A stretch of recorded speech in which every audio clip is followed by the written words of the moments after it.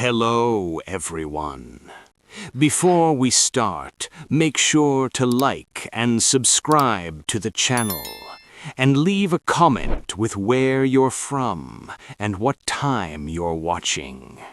That way, YouTube will keep showing you stories just like this one. Now, let's begin. Story 1. The Footprints That Came Back. I was staying at a cabin in northern Minnesota, outside Ely, on a family-owned piece of land that only makes sense in winter if you already know the route. It's not a big, polished vacation rental or anything like that. It's a simple lodge my grandparents built decades ago and kept alive with stubbornness and repairs. Every few months, someone in the family goes up there to breathe air that feels cleaner than normal life. This was just after New Year's. I planned to stay 3 nights alone, mostly because I needed quiet and nobody else could get time off work. The cabin sits far enough off the nearest plowed road that you have to park at a small turnout and take a snowmobile the rest of the way, following a narrow trail through pines and frozen brush. It's normal out there. Normal meaning no neighbors, no streetlights, no cell service unless you stand in the right spot and hold your phone like you're bargaining with the sky. When I got there, it was already getting dim, the kind of early darkness that makes you underestimate how late it is. I hauled my bags inside, shook snow off my boots, and got the wood stove going. Within 30 minutes, I felt that relief I'd been chasing. Out there, time doesn't feel crowded. There's nothing to scroll, nothing to answer, nothing to keep up with, just the low, steady heat of the stove and the soft tick of logs settling. The rest of that night went exactly how I'd hoped. I made a simple dinner, listened to the wind move through the trees, and went to bed early. I slept hard. The next morning, I woke up at sunrise and made breakfast on top of the stove. Eggs, toast, coffee that tasted a little like smoke because everything out there does. Then I bundled up to go grab more wood from the shed. When I opened the front door, I stopped so fast I nearly dropped my gloves. There were footprints in the snow. Not animal tracks, not my own from the night before. Human boot prints coming straight up to the cabin. They were clear enough that I could see the tread pattern, deep enough to look fresh, and they came from the direction of the trees, not from the trail where a snowmobile would normally approach. I stepped outside and looked around. The forest was still. No movement, no sound except the faint, distant crackle of cold branches. I followed the footprints a few steps away from the porch.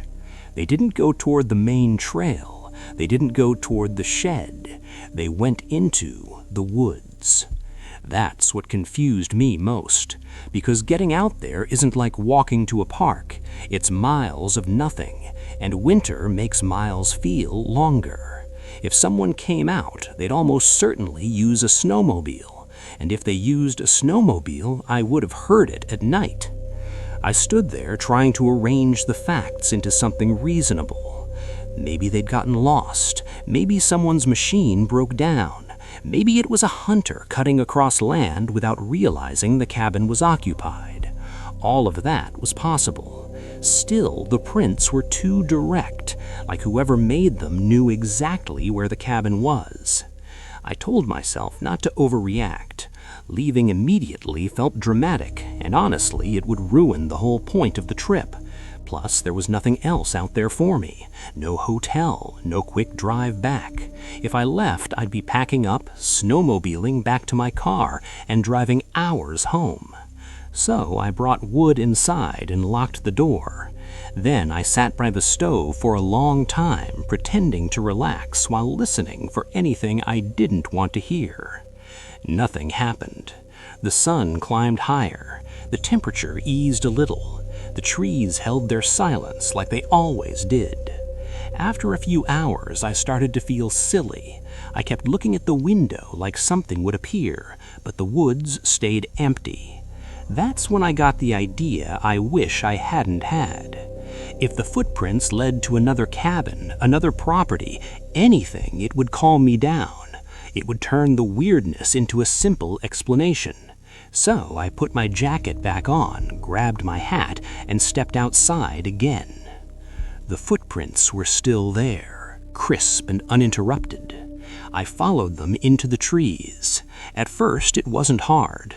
The path they made was obvious, and the snow was shallow enough that walking didn't feel like work. Branches overhead carried little clumps of snow that fell in soft dumps when the wind shifted. I walked for maybe 20 minutes. No cabins, no roads, no snowmobile trail. Just the same line of prints weaving between trunks like it had a destination. Every few minutes I stopped and listened. All I heard was my own breathing and the quiet crunch of my boots. Then I heard something ahead of me. A crunch. Not the settling of a branch, not snow falling. A footstep. I froze so suddenly my neck hurt. The forest went completely still. I lifted my head and stared forward, trying to see between the trees. Nothing moved, just endless gray trunks and white ground. But I knew what I heard. It was close enough that it couldn't be imagined.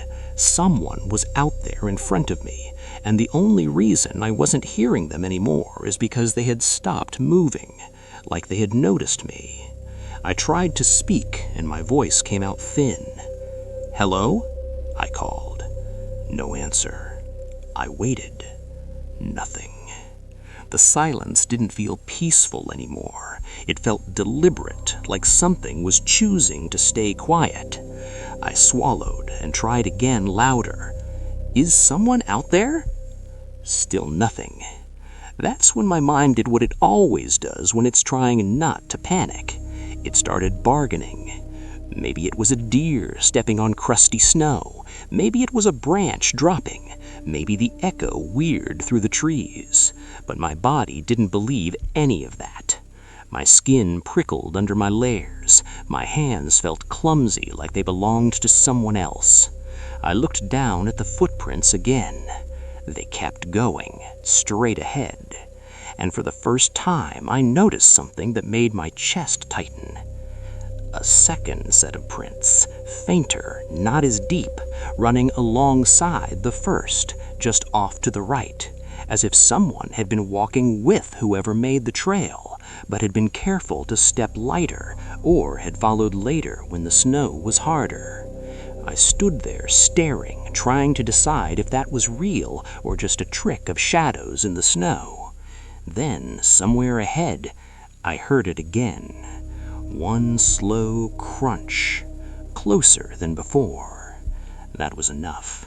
I turned around and started back toward the cabin, fast at first, then faster, then nearly running even though the snow tried to grab my boots. I didn't look over my shoulder until I reached the edge of the trees near the clearing. And when I did, I saw something that made my chest tighten. The footprints behind me didn't look the same anymore, because there were fresh ones on top of mine, as if someone had stepped into the trail after I turned around, as if they were following me back. I didn't sprint the whole way back because the snow made that impossible, but I moved fast enough that my lungs started to burn.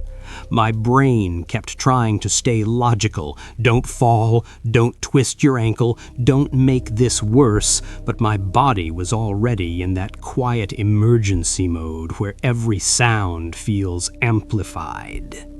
When I reached the cabin clearing, I didn't slow down. I went straight to the porch, yanked the door open, and stepped inside so quickly that snow blew in behind me. Then I slammed the door and locked it. Twice. I stood there for a second with my back to the door, listening.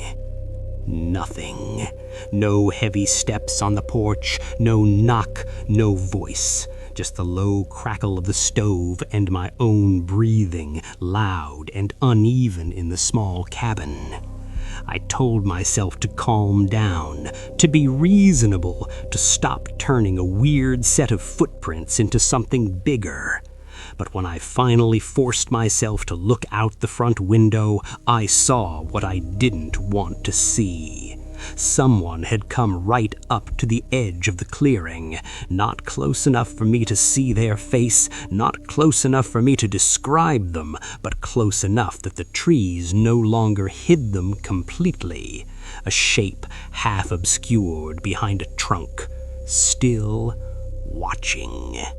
The moment my eyes locked on that spot, the figure shifted, just a subtle movement like they were stepping back, careful, controlled. And then they were gone, not running, not stumbling, just removed from view, like they knew exactly how to disappear in that forest. I backed away from the window. For a minute I considered staying. I told myself the safest place might be inside, locked up with a fire going and supplies. I had food, I had a stove, I had time. But then I thought about what it meant that someone could reach the cabin on foot. It meant they were already out there, already close enough to come back whenever they wanted, and it meant they had done it at night without waking me. That thought outweighed everything. I started packing. Not neatly, not carefully, the way you pack when you're trying to pretend you're not afraid, but your hands keep dropping things anyway. I shoved clothes into a duffel, grabbed my phone, my keys, my wallet. I kept telling myself I'd come back later for anything I left behind. I didn't care. I didn't even bother to wash dishes or clean up breakfast. The cabin could look abandoned for all I cared. Before I left, I checked every window again. The woods looked empty, but I didn't believe it. I turned off the lights, locked the door, and stepped back out into the cold. The snowmobile was parked beside the cabin, half buried and dusted like powdered sugar. I brushed the seat off, started it up, and immediately felt that familiar vibration under me. Something real, something controllable. The engine noise should have made me feel safer. Instead, it made me think about how loud I was, how obvious. I forced myself to look at the snow again before I left. My footprints went from the cabin to the tree line, and next to them, those lighter prints were still there. But now there were more, a third set, deep, heavier. They didn't follow me into the woods. They angled away, circling the clearing, cutting behind the cabin, disappearing where I couldn't see. Like someone had walked around the cabin while I was inside packing, like they'd been checking it, testing it. I didn't stay long enough to confirm anything else. I took off. The snowmobile trail back to the road was narrow and familiar, but it felt different that day. Less like a path, more like a tunnel through trees. Wind had picked up, blowing powder across my view in quick bursts. When the trail bent, I kept expecting to see something ahead, someone standing in the middle of it, blocking the way. But the trail stayed empty.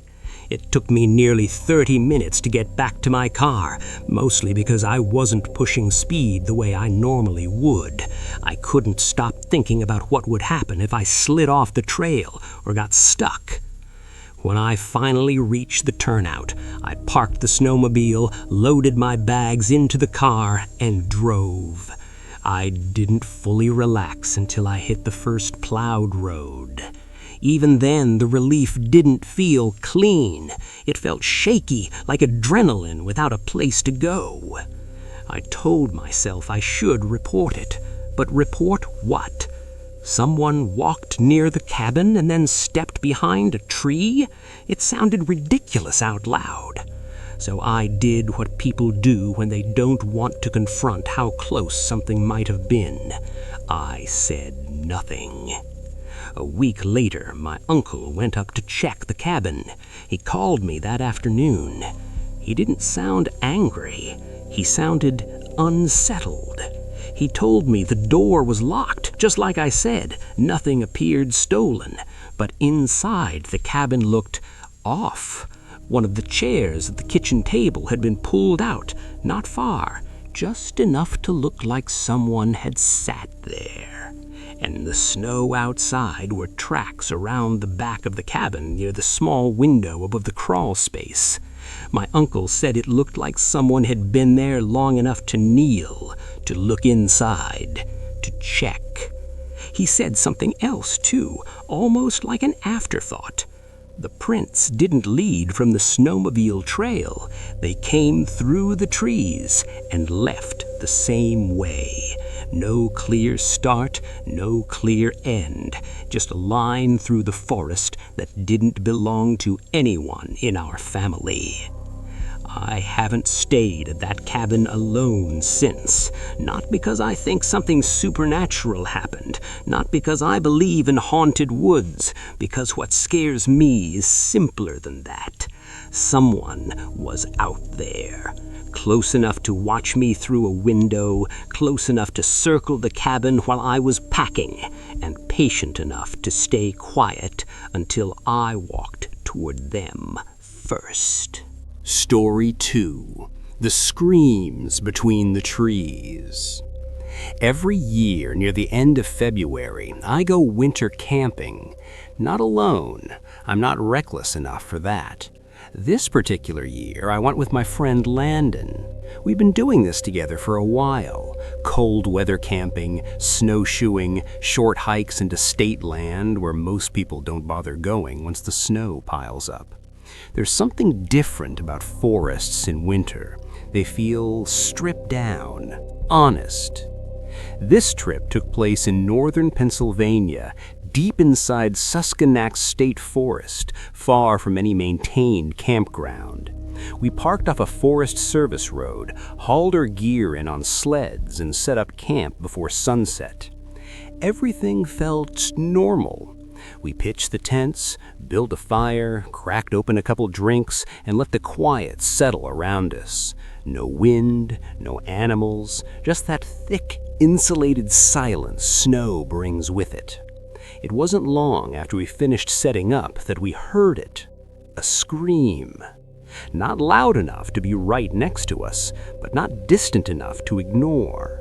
It echoed through the trees in a way that made it hard to tell where it came from. Low at first, then sharp, and then gone. Landon stood up so fast his chair tipped backward. "What the hell was that?" he asked. I didn't answer right away, because my brain was already trying to label it. Fox, owl, some animal that sounded human if you didn't know better. But I'd spent enough nights in the woods to know this didn't sound like an animal trying to scare something off. It sounded like pain. We both stared into the trees, waiting for something, anything to follow it. Nothing did. After a minute or two, Landon laughed nervously and said it was probably an animal. He even named a couple that supposedly made awful noises. I nodded, because I wanted to believe that, too. We sat back down. The fire crackled. Snow popped and hissed as it melted. The sky darkened, bleeding from gray into deep blue. For a while, it felt stupid to even talk about the scream. Then it happened again. Closer. This time it didn't echo as much. The sound felt more contained, like the trees were absorbing it. Landon's face changed. He didn't say anything. He didn't need to. We both stood up, slowly this time, listening. The forest went dead quiet. No wind, no birds, no distant movement. Just the fire and our breathing. I remember thinking how strange it was that the sound didn't seem to travel away from us. It stayed present, like whatever made it wasn't moving much. We agreed, without really saying it out loud, that we should at least look in that direction before it got fully dark. Not because we wanted to help, but because not knowing felt worse. I grabbed my headlamp and clipped it on. Landon picked up a heavy stick from near the fire. We didn't rush. We followed the direction of the sound, moving carefully between trees, trying not to crunch snow louder than necessary. About 100 feet in, we stopped. The scream came again. This time it was right there, so close it felt like it vibrated in my chest. I swung my headlamp toward the sound. The beam cut through the trees and landed on something in the snow. I stopped walking. So did Landon. Lying in a small clearing was a deer, or what was left of one.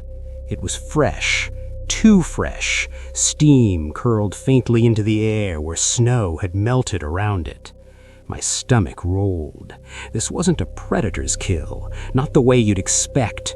It looked placed, arranged. Before I could say anything, Landon's hand grabbed my shoulder, hard. I followed his gaze. Across the clearing, between two trees, stood a person. They weren't wearing winter gear. No hat, no gloves, just a thin jacket hanging open. They weren't moving. They were watching us. Neither of us spoke. The person didn't react to the light hitting them, didn't shield their eyes, didn't step back. They just stood there, weight slightly shifted to one leg, like they'd been waiting for us to notice. What unsettled me most was how calm they looked. No panic, no surprise, just stillness. Landon's grip tightened on my shoulder, and that's when I realized my own body hadn't caught up yet. My heart was racing, but my feet felt rooted to the ground, like my brain was still trying to decide if this was real. The person tilted their head slightly, not enough to be obvious, just enough to feel intentional. Then they took one step forward, slow, careful. The snow crunched under their boot, loud in the quiet. That was it. Landon didn't say run. He didn't need to. We both turned at the same time and moved back the way we came, fast but not reckless, doing everything we could not to trip over roots or hidden drifts. I didn't look back. I didn't want to know if they were following. We burst back into our campsite, nearly knocking over one of the chairs. The fire was still burning, bright and normal, like nothing had happened. Landon grabbed his phone, hands shaking as he checked the screen. No service, even though we both already knew that. Another sound came from the trees. Not a scream this time. A laugh. Low, breathy, wrong. It didn't sound close, but it didn't sound far either. It felt like it came from everywhere at once, bouncing through the trunks. That's when fear finally stopped being theoretical. We didn't debate, we didn't argue, we started breaking camp immediately. Sleeping bags were shoved into packs without being rolled, tent poles were yanked free and tossed aside. We didn't bother trying to pack things neatly. Every few seconds, one of us would pause, listening, waiting for another sound. None came. That somehow made it worse. By the time we had our gear loaded onto the sleds, the sky was fully dark. Headlamps cast narrow tunnels of light that made everything outside them feel closer than it should have been. As we started dragging our gear back toward the road, I finally glanced over my shoulder. I wish I hadn't. At the edge of the firelight, just beyond where the glow faded into shadow, something moved. Not fast, not slow, just enough to confirm we weren't alone anymore. I didn't say anything. I just walked faster. We reached the truck in record time, throwing everything into the bed without caring how it landed. Landon got the engine started and I climbed in, slamming the door hard enough to make the cab shake. As the headlights swept across the trees, I scanned the tree line. Nothing. No person. No movement. We drove off without saying a word. The road out felt longer than it ever had before, each bend making my stomach tighten like we'd see someone standing in the middle of it. We didn't. When we finally hit the highway, Landon let out a breath I didn't realize he'd been holding. We talked about it later, tried to make sense of it. Maybe it was someone messing with us. Maybe it was someone living out there. Maybe the deer was roadkill dragged into the woods by an animal. But none of those explanations accounted for the scream, or the laugh, or the way that person stood there unbothered by the cold, watching us like we were the strange ones. We never went back to that spot. We found another place to camp the following year, miles away, closer to a maintained campground. And sometimes, late at night, when snow muffles everything outside my window, I still hear that scream in my head. Not echoing, not fading, just hanging there between the trees. Story 3. The house at the end of the driveway. It was the night before Christmas Eve, and I was doing delivery work to make a little extra money before the holidays. Nothing unusual about that. A lot of people order in around that time. Stores closing early, families already settled in, snow making everyone lazy. It was around 11 p.m., and I'd already done a few grocery runs that night. This next order was just food, 1 bag, simple. The address was farther out than I usually like to go, past the last stretch of streetlights, past the normal neighborhoods. But it had been slow, and I didn't want to call it early, so I accepted it. Snow was coming down lightly, just enough to soften the road noise and make everything feel quieter than it should have been. The drive itself was peaceful, too peaceful. When I reached what the GPS claimed was the neighborhood entrance, I slowed down, confused. There was no neighborhood, just a narrow, unlit driveway cutting through trees, barely wide enough for 1 car.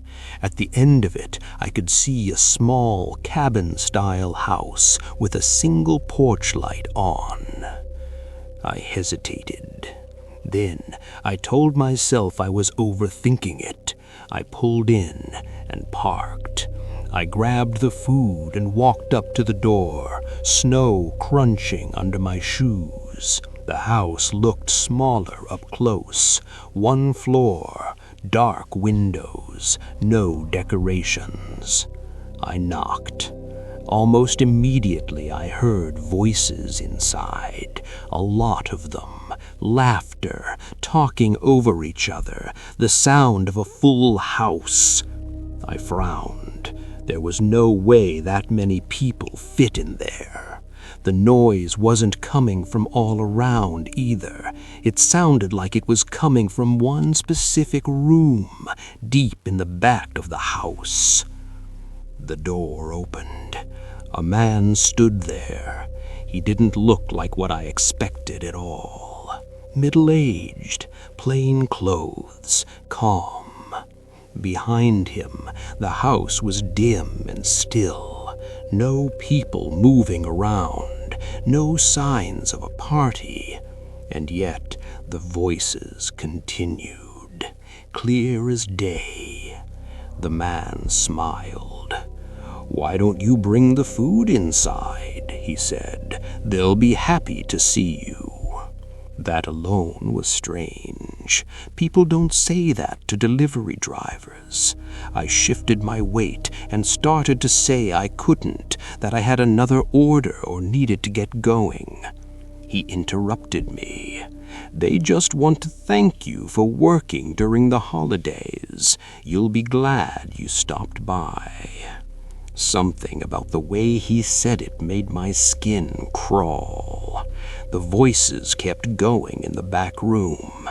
Then, all at once, they stopped. Not faded, stopped, like a recording being shut off. The man's smile faltered just for a second. I didn't wait for him to recover. I set the food down on the porch, turned, and walked fast back to my car. I didn't run, but I didn't look back either. I got in, locked the doors, and drove. I ended deliveries for the night after that. Nothing actually happened to me. And that's the part that sticks, because whatever was going on in that house, I was one step away from being inside when the noise cut out, and I don't think that timing was accidental. Story 4. The Man Outside the Store. I worked overnight at a small, family-owned grocery store in upstate New York, in a town quiet enough that nothing ever really happened after dark, especially in winter. It was the day after Christmas, and the store was technically closed to the public overnight. I was scheduled anyway, mostly to restock shelves and do light cleanup. There wasn't much to do. The place felt hollow. For the first hour, I did what little work needed doing. Straightened shelves, moved boxes around, tried to stay awake. After that, I mostly wandered. The store lights were on, but dimmer than during the day. The aisles felt longer at night. Every sound echoed more than it should have. At some point, as I was passing the front of the store, something outside caught my eye. A person, standing near the windows. That alone wasn't normal. Customers didn't come by at night, and if someone did, they usually knocked or waved or did something to get attention. This man didn't. He was standing unusually close to the glass, hands in his pockets, staring straight in at me.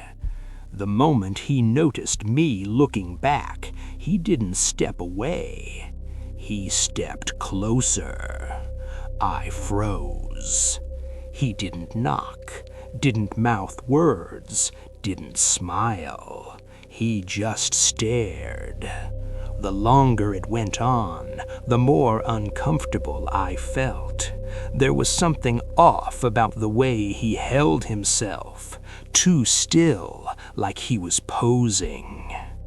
After a few seconds that felt way longer, I broke eye contact and walked away, pretending I needed to do something in another aisle. I told myself not to overreact, that it was probably someone drunk or confused, that if I ignored him, he'd leave. A few minutes later, I went back to the front. He was gone. Relief washed over me, sharp and immediate. I exhaled, laughed quietly at myself, and turned back into the aisles. About 10 minutes passed. I rounded the corner at the end of one aisle and stopped dead. Several boxes had been knocked off the shelves, not tipped, not sliding, knocked down. They were heavy boxes, too, the kind that don't fall unless someone moves them. My stomach tightened. Before I could think through what that meant, I heard it, a sound from the next aisle over. A laugh, low, soft, wrong. It wasn't loud or aggressive. It sounded almost playful, like someone enjoying a private joke. I stood there, heart pounding, listening as the laugh faded into silence. I didn't confront anyone. I didn't call out. I went straight to the front of the store, unlocked the door, ran outside, and got into my car. I called the police from the parking lot. They arrived about 10 minutes later and searched the store. The man was gone.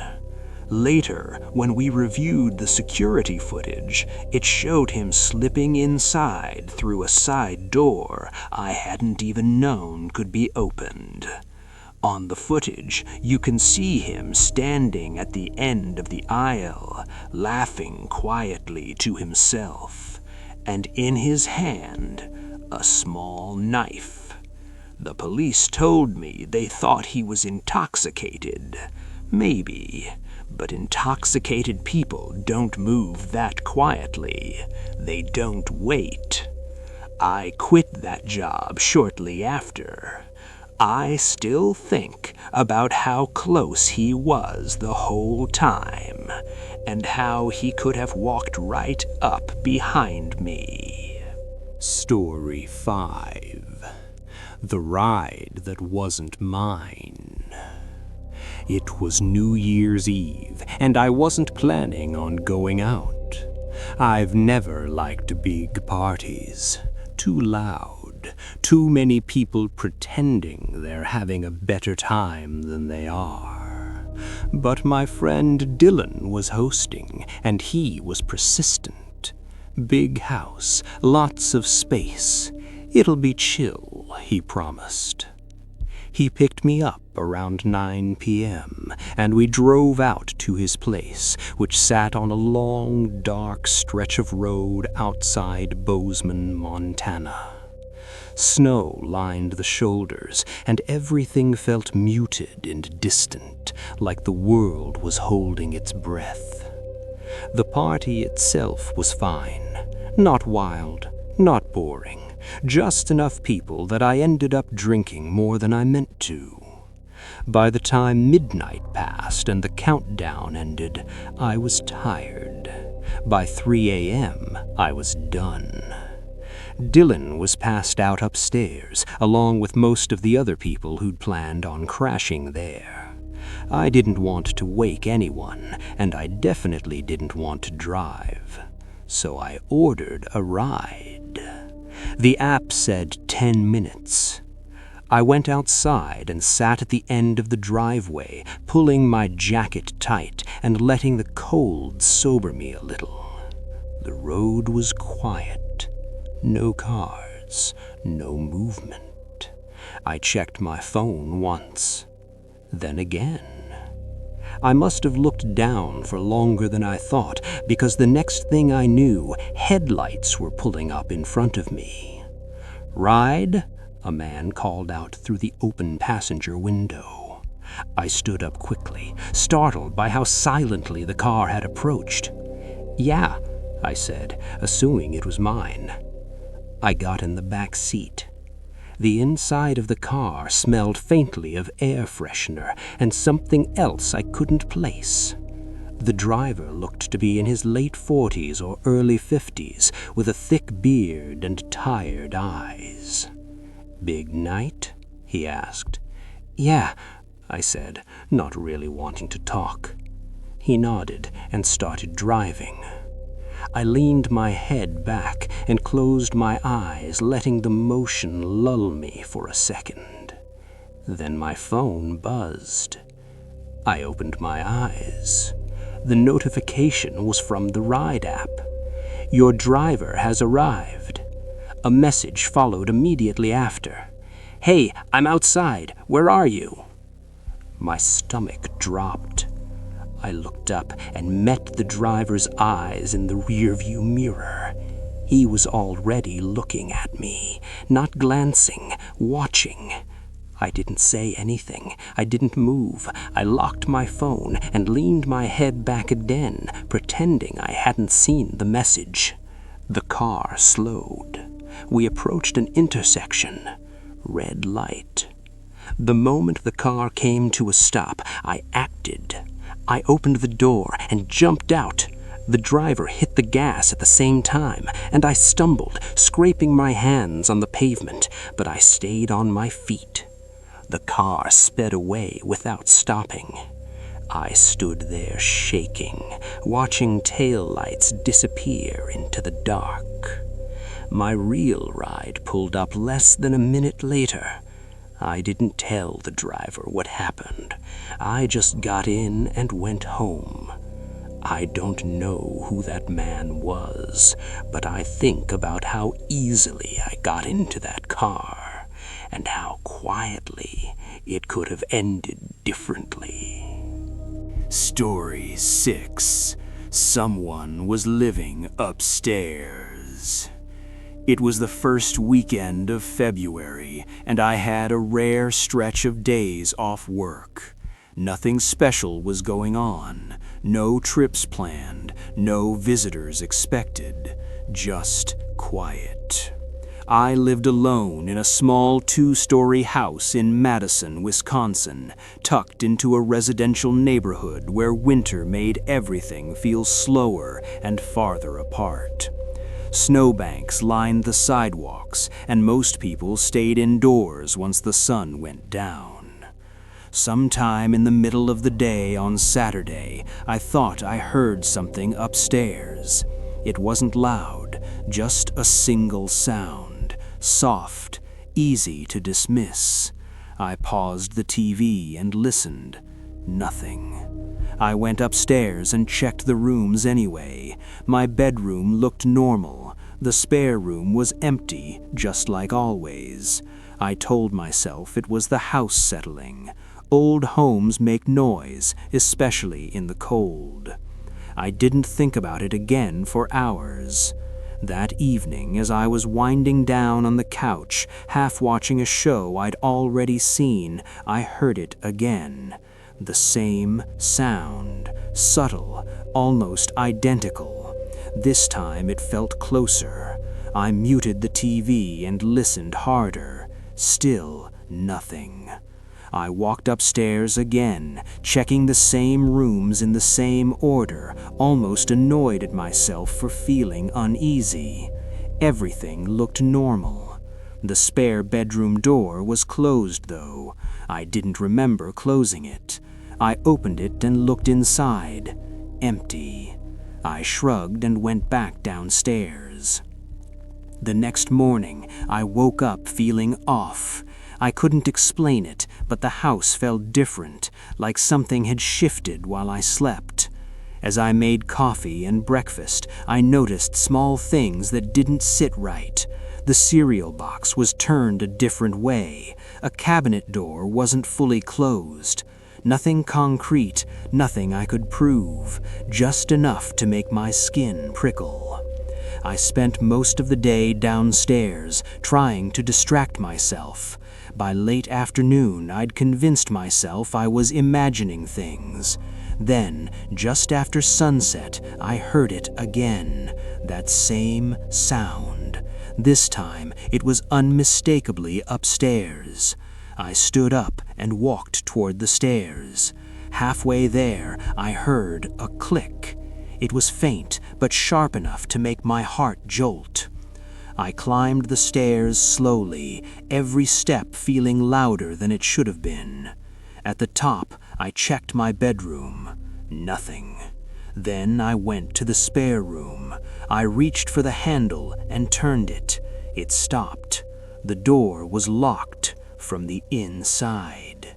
My mouth went dry. I stepped back without meaning to, my legs suddenly weak. Then I heard movement right behind the door, slow, careful. I didn't wait to see it open. I turned and ran down the stairs, grabbed my phone, and bolted out the front door barefoot into the snow. I ran until my lungs burned, then stopped at the end of the block and called 911. Police arrived within minutes. They searched the house top to bottom. No one was there. But in the spare room closet, they found grocery bags and a blanket. Someone had been living there, quietly for days, maybe longer. They told me the person must have slipped out while I was downstairs. I moved out a week later. I still wake up sometimes, listening for sounds that shouldn't be there. Because the scariest part isn't that someone was in my house, it's that they were close enough to lock a door between us. Story 7. The door was open. I was staying in for the night. A heavy snowstorm was rolling through central Ohio, the kind that turns everything outside into a white blur and makes even familiar streets feel unfamiliar. I had no plans to go anywhere, and honestly, I didn't want to. I had the TV on low, one of my comfort shows playing in the background, and I was stretched out on the couch, drifting in and out of sleep. That's when I heard footsteps. They were outside, close, boots on the porch, loud enough to cut through the TV noise and snap me fully awake. I lifted my head and stared at the front door. No knock came. The footsteps lingered for a few seconds, then moved again. Then everything went quiet. It sounded like whoever it was stepped off the porch and into the snow, where the storm swallowed the sound. Confused, I stood up and looked through the front window. The snowfall was worse than I'd thought. Visibility was terrible, just swirling white and darkness beyond the glass. I could barely make out boot prints leading away from the porch. Why would someone come up, not knock, and then just leave? I checked the side and back windows, looking for more tracks, but the storm had already started covering everything. I told myself it was probably someone confused by the weather, someone who realized they had the wrong house. I went back to the couch. An hour passed. Nothing else happened. The steady sound of wind and snow mixed with the TV, and my eyes grew heavy again. When I woke, the room was dark. The TV had switched to its screensaver. The clock read 3 a.m. Something felt wrong immediately. The storm sounded louder, but not muffled like before. Clear, too clear. I sat up. That's when I saw the water on the floor, dark patches leading from the front door across the living room. The door was open, wide open. Snow was blowing inside, collecting along the entryway. Boot prints, wet, clearly defined, cut through the house. They went past the couch, past where I'd been sleeping. I grabbed my phone and locked myself in the bathroom, my hands shaking as I called for help. Police arrived and searched the house. No one was there. They told me it looked like whoever came in was searching for something specific. They didn't take anything. They just left.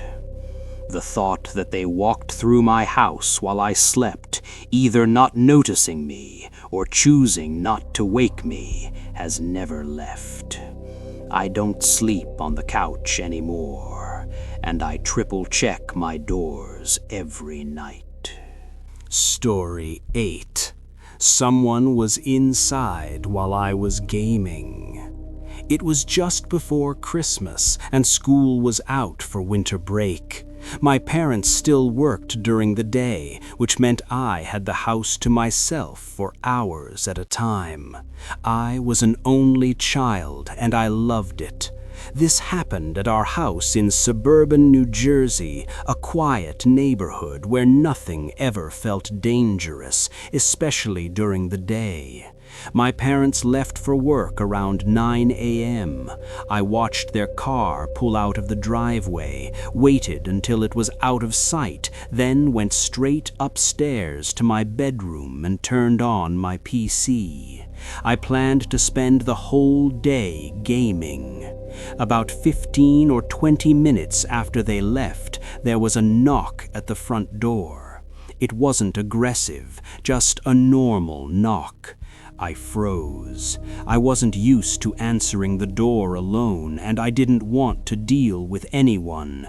I muted my game and sat still, listening. The knock didn't come again. After a minute or two, I convinced myself whoever it was had left. I turned my volume back on and kept playing. Time disappeared the way it always does when you're focused. I must have played for 3 or 4 hours straight without getting up. Eventually, I realized I was starving. I went downstairs, poured myself a bowl of cereal, and started back toward the stairs. That's when I noticed the front door. It was unlocked. That didn't make sense. My parents were meticulous about locking up, and they usually left through the garage anyway. I slid the lock shut, feeling a little uneasy, then went back upstairs. I told myself maybe one of them had forgotten. It was easy to rationalize. I sat back down at my desk, put my headset on, and loaded into another match. A few minutes later, my desk shook. Not violently, just enough that I noticed. It felt like a vibration, the kind you'd feel when someone closed a door hard somewhere in the house. I took my headset off and listened. Nothing. I got up and opened my bedroom door, looking down the hallway toward the stairs. Still nothing. For a moment, I wondered if it was the heater turning on, but the uneasy feeling from the unlocked door crept back in. I walked to the top of the stairs and looked down. That's when I saw it. A shadow moving near the bottom of the staircase. I froze. The shadow froze too. We stayed like that for what felt like forever, me staring down, my heart pounding, the shadow unmoving. Then it shifted, slowly, toward the back of the house. I heard footsteps, quiet, deliberate. Then the back door opened and closed. Silence. I didn't move until I was sure I was alone. Then I ran to my parents' room and called 911 on the house phone, my hands shaking so badly I nearly dropped it. Police arrived quickly. They found no signs of forced entry. The front door was locked. The back door was locked too, which meant whoever it was had been inside the house for hours, possibly while I was downstairs making cereal, possibly watching me the entire time. I've never been able to forget that, because whatever they wanted, they didn't rush. They waited. Story 9. The Trucker Who Asked for Help. I worked night shifts at a gas station in southern Indiana, right off a stretch of highway that stayed busy even in winter. It wasn't a big place, 2 pumps, a small convenience store, one of those stops where you start recognizing faces after a while, especially if you work overnight. That's how I noticed him. He came in a lot, a trucker who told me his name was Glenn. He was friendly in an exaggerated way, always smiling, always upbeat, even at 2 or 3 in the morning when most people barely make eye contact. At first, I just thought he was one of those guys who talked a lot to stay awake, but something about his smile never quite matched his eyes. Still, he never did anything overtly wrong. He bought energy drinks, sometimes a snack, chatted for a minute, then left. This went on for weeks. Then, one night, he came in acting different. He walked through the door and greeted me like usual, but his face looked flat, tense. He wandered the aisles without picking anything up, staring at shelves like he wasn't actually seeing them. When he finally came to the counter with a drink, his face changed. The smile snapped back into place, wide, too wide, but his eyes looked scared, not nervous, afraid. He paid quickly and left without saying much else. I didn't think about it again until the next night. It was snowing lightly and the lot was empty when his truck pulled in. When he came inside, he didn't smile at all. He grabbed the first drink he saw and walked straight to the counter. As I rang him up, he started asking questions. How busy's it been tonight? What time do you get off? My stomach tightened. I answered vaguely, keeping things neutral. Before leaving, he paused. "Hey," he said, nodding toward his truck. "Mind helping me lift something real quick? It won't take long." Normally, I would have said no, but I'd seen him so many times, and he hadn't crossed any lines before. Against my better judgment, I grabbed my jacket and followed him outside. His truck was parked at the far edge of the lot. He opened the passenger door and motioned inside. "It's just back there," he said. "I'll grab it from the other side." I climbed in. That's when I noticed the smell. It was strong, rotten, sour. It was coming from behind the seats, from the door that led into the cargo area. I looked at him. He was sitting in the driver's seat, hands on the wheel, smiling again. "It's just back there," he said. "I'll follow you." Every instinct I had screamed that this was wrong. I didn't say anything. I didn't argue. I jumped out of the truck and slammed the door, backing away quickly. "I can't," I said, already moving toward the store. He didn't follow me, but as I reached the door, I heard him yell. Not words, just a frustrated sound carried off by the wind. He drove away a minute later. I worked there another year. I never saw him again. I don't know what was behind that door, and I don't want to.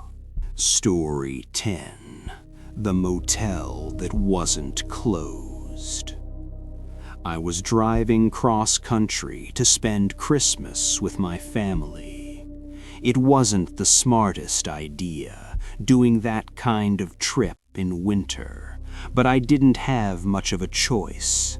I couldn't find anyone to watch my dog, Riley, and flying with her felt like a bigger risk than driving. She's small, nervous around strangers. I didn't want to put her in a cargo hold, so I drove. The first day went smoothly. Clear roads, decent weather, nothing worth mentioning. But when I woke up the next morning, everything had changed. Snow was coming down hard. Thick flakes, the kind that erase tire tracks minutes after they're made. I packed up quickly, hoping to stay ahead of it, but the storm seemed to follow me no matter which highway I took. Visibility dropped, traffic thinned out. By early evening, I realized I wasn't going to make it to my destination. I needed a place to stop. The road I was on was almost empty, just long stretches of dark highway and the occasional gas station every 40 or 50 miles. So when I finally saw a sign for a motel, I didn't hesitate. I pulled off. The building looked old, 2 stories, flickering lights along the front. Most of the windows were dark. There was one other car in the lot. That reassured me. I left the engine running for Riley and hurried through the snow to the main entrance. The door didn't open. I tried again. Locked. I wiped snow from the glass and leaned in, squinting into the lobby. It was dark, empty, no front desk light, no movement. I started backing away, annoyed but not scared, until I heard Riley barking. I turned. 2 men were walking past my car, not toward it, past it, straight toward me. The way they moved made my stomach tighten immediately. Too close together, too focused. I stepped aside, trying to walk back toward my car without making it obvious. They adjusted their path to match mine. "Hey," one of them called out, "is the place open?" "No," I said quickly. "Looks closed." They didn't stop walking. "Think you could help us out?" the other one asked. "We're having car trouble. Might need some gas." Their car was nowhere in sight. I shook my head. "I don't have any. Sorry." I tried to move around them, but one stepped slightly in front of me, not blocking me completely, just enough to slow me down. "Come on," he said. "Won't take long." Riley barked again, louder this time. That sound snapped something into place. I turned and hurried back to my car, not running, but not slow either. Their footsteps sped up behind me. By the time I got in and locked the doors, they were already at my window. One of them knocked, hard. "Just need a little help," he said, smiling. I didn't respond. I put the car in reverse and backed out fast, tires slipping slightly on the snow. They stepped back as I pulled away, watching me the entire time. I didn't stop driving for a long while. When I finally did, I called 911 and told them what happened. An officer called me back later. He said they checked the motel. No one was there. No other cars. No sign of the 2 men. The storm erased everything. What scares me isn't that they approached me, it's how confident they were. Like they expected me to stop. Like this wasn't the first time they'd waited for someone desperate enough to pull off the road.